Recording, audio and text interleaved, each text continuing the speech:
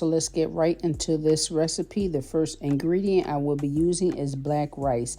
Black rice is rich in antioxidant, B vitamin, minerals, and protein. Protein helps to prevent breakage, repair damaged hair, and helps promote hair growth. Now I'm going to add 1 tablespoon of rosemary leaves.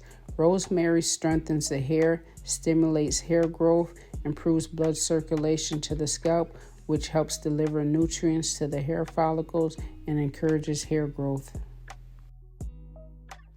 And 1 tablespoon of cloves. Cloves also help stimulate blood flow to the scalp by delivering nutrients and oxygen to the hair follicles. It contains anti-inflammatory properties that help soothe scalp irritation and reduce inflammation, which can disrupt the hair growth cycle. Now I'll just be filling my jar up with hot water, and I'm going to let this sit 24 hours to allow my rice water to ferment. During the fermenting process, the pH ends up being a close match to our hair.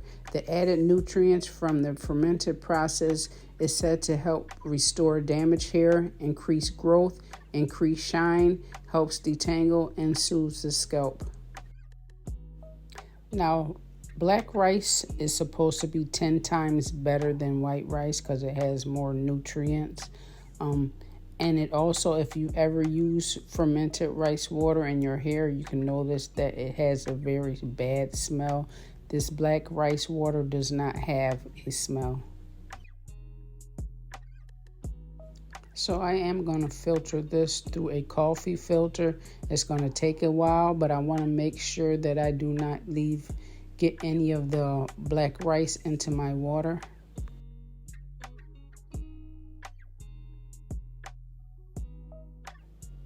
All right, so while this is filtering, I have some housework to do. I have some people coming over taking a couple of measurements, so I'll be watching this, coming back, checking on it periodically.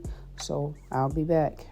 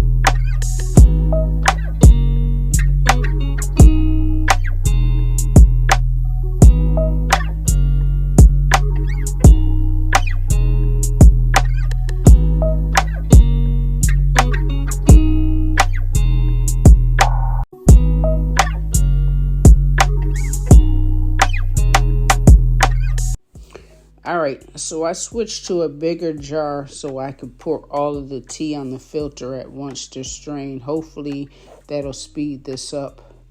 I'm just going to remove some of the residue off the filter that may be blocking it from draining properly.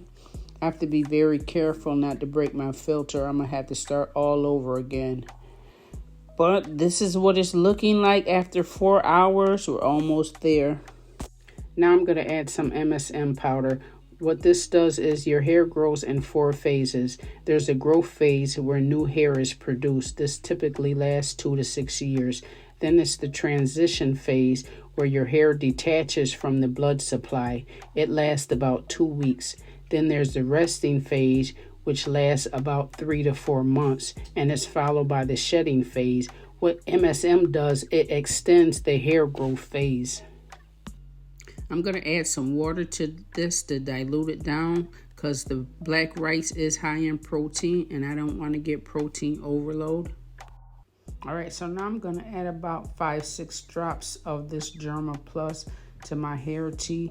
This is going to extend the life shelf of this. So instead of this expiring after 5 days, I should be able to use this jar 3 or 4 weeks. since I only plan on applying it directly to my scalp. But this is an all-natural preservative for water solubles. It's found in all our shampoos, conditioners, body soaps, cosmetics. It helps to prevent the growth of bacteria, mold, and yeast, and it helps maintain the quality and effectiveness of our products. So now I'm just going to show you how I apply it. This is my tea. I put some in my dropper bottle because that's how I'll be applying it directly to my scalp. I already have my hair in 2 sections. I will be using this hair tea every day on my scalp until it is all gone.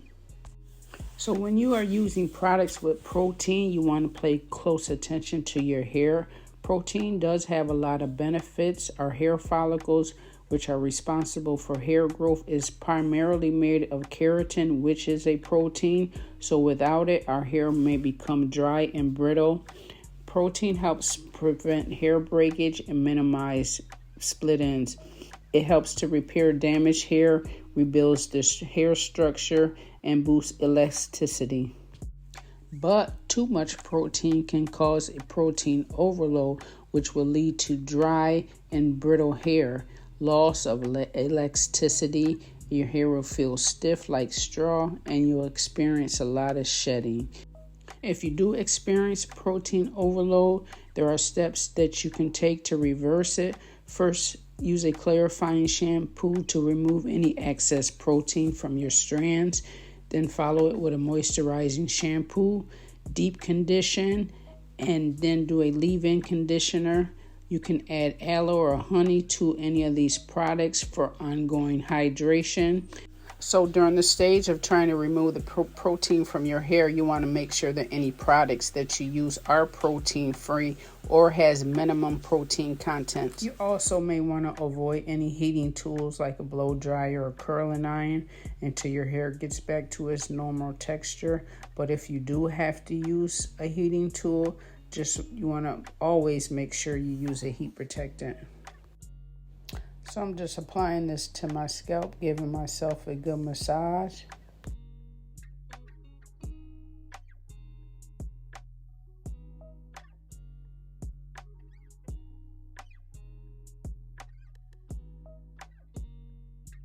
All right, so I'm done applying the tea to my hair. I'm just going to do a quick massage.